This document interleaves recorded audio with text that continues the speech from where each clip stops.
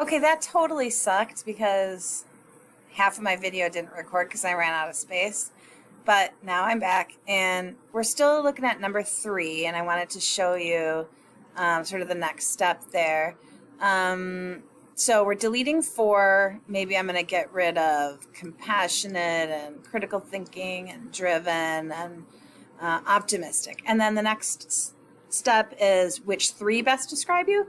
So I'm going to go with industrious and passionate and open-minded. All right, so then in letter C, the idea is to write about just a little, or the idea is really to think about a story that would show this quality about you and just include some details to help you kind of remember the story, okay? So again, I am trying to remember my what I would be thinking as a 17-year-old. And so I'm thinking maybe some of the things that I did to show I was passionate would be like staying up all night to watch the royal wedding in the early morning when Princess Di got married in 1981 or whatever it was. I remember being really passionate about recording lessons for my cousins that I thought they needed life lessons, and I was the one to give those to them. I'm not sure why, but anyway, it was kind of hard to get a hold of like recorders in the early 80s. Like even being able to record your voice was kind of difficult. And I had this recorder that was like assistive technology for my brother because of his special needs and stuff. And so I recorded these tapes teaching them stuff. I don't know. And I was very passionate in said tapes. I think they were found years later and everybody got a good laugh about them. How about for being open-minded? I remember being interested in other religions, even though I was taught that there was only one sort of true religion. I don't think I ever fully believed that. And I always thought it was interesting to see how other people thought of the world and the life after this world. And I went to a synagogue. I was invited by a friend who was Jewish and thought it was really interesting. Went to a camp for a week with a friend who belonged to the Church of Latter-day Saints and found that religion to also be really interesting. I was open-minded in that I learned a lot about Russian culture and was sort of like open to learning about that culture and the language. We had a family of 5, and this was, of course, before Soviet Union disintegrated, who were actually religious refugees, and we took them in for, I don't know, a few months, and the 2 teenage girls lived with me in my bedroom. And when they arrived, they didn't speak any English, and so we had to learn each other's languages really fast. And I remember just being really curious to learn about their life, and I was open-minded to the different aspects that made them who they were.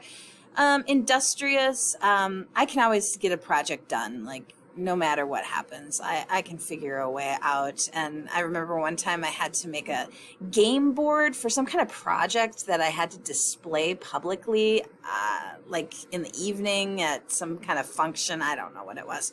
Anyway, I went to actually draw the thing or to like color it in, and my markers were all dead. They're probably cheap markers that I'd gotten a couple of years before, and none of them worked. And my parents were both working, and so I had no way of like getting myself anywhere to get new markers. And so I ended up using food from the kitchen. And so I remember using chocolate chips, like teeny tiny chocolate chips, and scraping them on and other things for the colors. It didn't turn out great, but it turned out. I got her done. I also wanted to start making some extra money when I was in late elementary, middle school, and so I made flyers by hand. This is before computers and printers and things like that, and distributed them to like 25 houses around my neighborhood. And I had a babysitting gig every night of the week for many years after that. Okay, and letter D is to pick 3 of these that you think are the most interesting, that you want, that you like the best, and just expand them. All right, and so I gave you some space to do that. 4 is list and free write. So A is 3 people who have influenced you.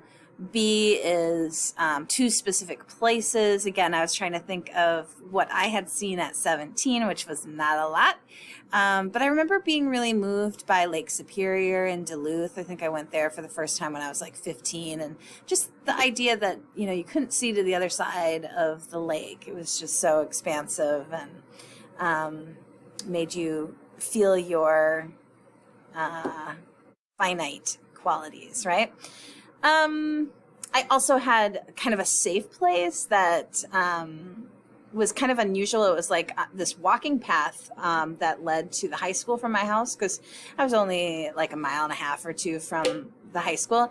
And it had been used as some kind of a dumping ground by a construction company. They had all these huge cement blocks there that were just abandoned. And for whatever reason, I thought it was kind of a cool spot. And I used to just sit there and hang out and, you know, listen to my Walkman and write terrible poems. 3 experiences that challenged you. I tried soccer in the 9th grade. That I'm not a runner, I found out.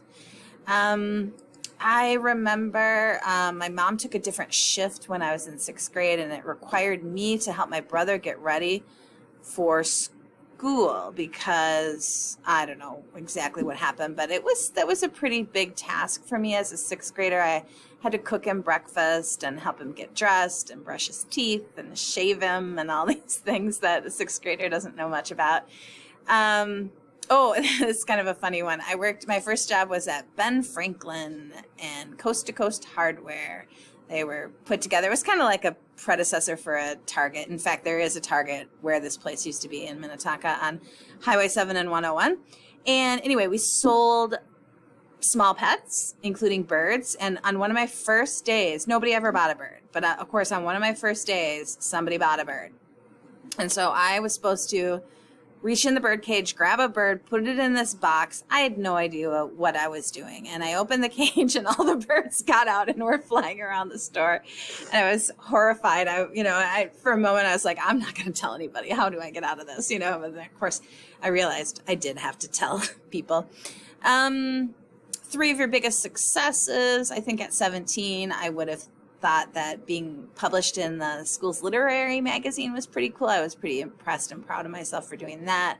I learned how to play golf with the golf team, and I taught this summer program for little kids. And it was supposed to always be 2 people, but one time the other person was not able to teach it. So I did all the classes by myself and had to drive myself to these places that were unusual to me that I had to find on maps. This is before GPS. I know. It was really a different world, wasn't it, in 1991? But anyway, that was a pretty big feat for me. Worst failure as well, that 9th grade soccer. Honor science, 8th grade. Yeesh, that was my first terrible grade, and it was awful. Cross-stitching, have you ever tried that? I like artsy craftsy stuff, and I like needle work, like embroidery, but cross-stitching, all that counting, and you got to get it just right. Ugh, no thank you. Major goals. Those probably would have been 3 good major goals for me at that time. Even then, I knew I wanted to be an English teacher. I'm lucky that way. I always knew I wanted to do this. 5 small, those were some things I probably would have wanted at that point. So these are the kinds of things you can do yourselves. I know mine are a little ancient, they're a little prehistoric, right? But you get the drift, right? So have fun as you brainstorm. Talk to each other. What did they come up with? What would your friends say about some of these things for you? What would your family say? Get some feedback from other people, because you're really, panning in your gray matter for nuggets, gold nuggets, and it's hard to find them. So use all of those resources. All right, enjoy.